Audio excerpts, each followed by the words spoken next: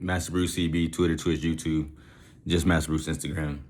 Mitchell Robinson had to make his own solo video out of respect. Longest tenure Knick, was on the Knicks for 8 years.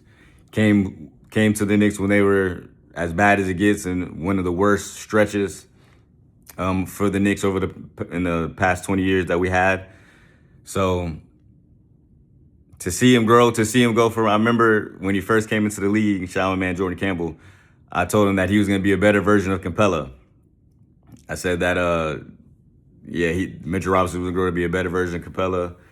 And, I saw his defensive ability, saw his athleticism, and, very promising because Capella, I don't think he made All-Star game, but definitely was a productive player on teams a lot. Now, granted, he did have the luxury of having James Harden that would get him the ball right at the rim, things like that. So I don't think Mitchell Robinson really ever played with a playmaker like James Harden. Yeah, because so he came on team after the Jason Kidd. Oh, man, it's crazy. So he never really played with a playmaker that could just get him easy shots. So I think we didn't really truly take advantage of his offensive potential. I know Tom Thibodeau definitely was a stickler when he came around where he better not dribble the ball. He had a very short leash to make plays and, show his offensive game. I'm not sure if the next team he plays with will allow that. But I want to get all the good out first. But yeah, seeing him grow, definitely was frustrated a lot with the foul trouble. Whenever seemingly couldn't, a lot of can't get right, it felt like, with him. But you always saw the potential. And you can go back and look, Master Bruce CB, on my YouTube Knicks Therapy page. I would say all the time how I thought Mitchell Robinson was the X factor. I thought he was the key to winning the championship. I thought when he played well and he played at his ceiling, we were really hard to beat with his offensive rebounds, giving us extra possessions, the block shots, the defensive abilities. He can erase a complete team full of defensive liabilities by himself. A lot of times he showed he can do it when he's at his peak, when he's at his top. Now, granted, injuries health has been a concern for him. He wasn't able to stay healthy a lot of the times. So that was always a concern. It was always a concern if another team would poach him away. It was always a concern of would he be added to a trade. Yeah, when we traded for Karl Anthony Towns and he wasn't in the trade, I couldn't believe it. I thought that was really, really amazing to me. Not even in the sense of for personnel-wise for their team, because, it's not just crazy that they wouldn't want to pair him with Gobert, seeing that they're both similar in game and lack of offensive variety. But just in the sense of us giving up us trading for a center, a lot of times in the NBA with limited centers, you would think that you would have to give Mitchell Robinson, even if it was in a 3-team trade. So again, not having to give that up. Leon Rose did a great job with that deal. That Karl Anthony Towns deal just in general was crazy. Not really just giving up Julius Randle, DiVincenzo, and 1 first pick.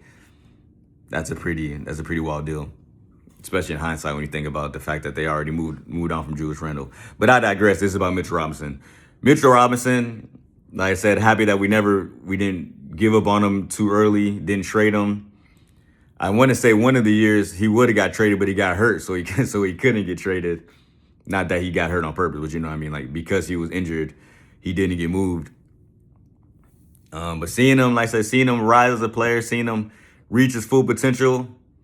I don't want to say full potential. I honestly believe I do think he has another ways to go. Again, if he has a guard that has the mindset of getting him the ball, and then if he's allowed to expand his offensive game, just even from just a leash perspective, not even like necessarily just game planning for him, but when you're getting that many offensive rebounds, if the team is instilling confidence in you to go back up and create a move here or there, who's to say he can't get one move, I want to say off the top of my head, I think he did his career high in points, I believe is 9. I could be wrong. Or like 7.99, something like that. Right under 10. I do believe so. But it's ironic because I do believe he played better up to up to the finals, I don't think he played all that well in the finals, which in a lot of ways, no disrespect, but that does give me some optimism with his departure. Because again, he played well in spurts. He had moments. If you want to consider the stop on Wemby in game 2, even though in my opinion, I don't know why Wemby jumped. I think he was trying to look for contact or something like that. But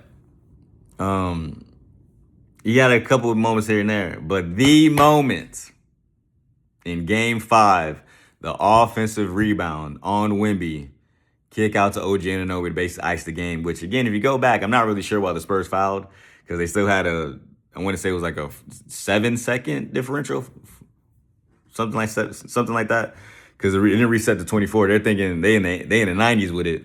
They're thinking that the shot clock reset to 24 hours. I mean 24 seconds. So, but yeah, so that meant that offensive rebound did solidify the ring, did clinch it. So I think it's one of those situations where we really can't be mad at Mitchell Robinson for going to greener pastures. Now, no pun intended. Now, I would have never in a million years had thought that a combination of him going to the Celtics and for so little money, 3 years, $47 million, I definitely thought he could have got $60 million from somebody. I mean, now granted, maybe he wanted to stay with a competitive team, so maybe that's the angle. He didn't want to, he could have got more money somewhere else, but he wanted to get, of course, way more money than he would have got from the Knicks, but then also get enough money to be comfortable and still be on a competitive team. I could see that maybe, but it's definitely going to be strange playing against Mitchell Robinson. I mean, like I said, longest tenure Knick is. I made many videos saying how he's the X factor, how he was the key to winning the championship. So I'm not even gonna sit here and act like he's not an impact player, not like we're not gonna miss him. Now Andre Drummond, he's definitely not a scrub, and in his time, he is a great rebounder as well. Of course, Mitchell Robinson is literally historic with his offensive rebounding. So, to anticipate him duplicating that is a bit far-fetched. But again, Andre Drummond is a veteran, a guy that has had his per game, per 36 rebounds is very high. I know it's really up there. His lack of offensive game is basically taking him out of a lot of starting lineups.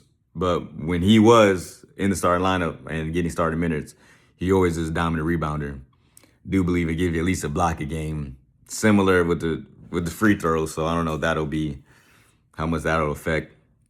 I do anticipate us probably making another move for a center somewhere down the line, if not on the buyout market or a trade before the trade deadline, to try to attempt to replace Mitchell Robinson. But probably can never truly replace Mitchell Robinson.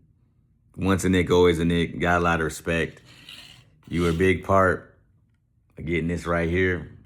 So never going to disrespect Mitchell Robinson. Maybe when the game starts in the Celtics playoffs, something like that, I don't know. But in my heart, I don't want to ever disrespect Mitchell Robinson. Got a lot of respect for him. Salute to you, my boy. Respect.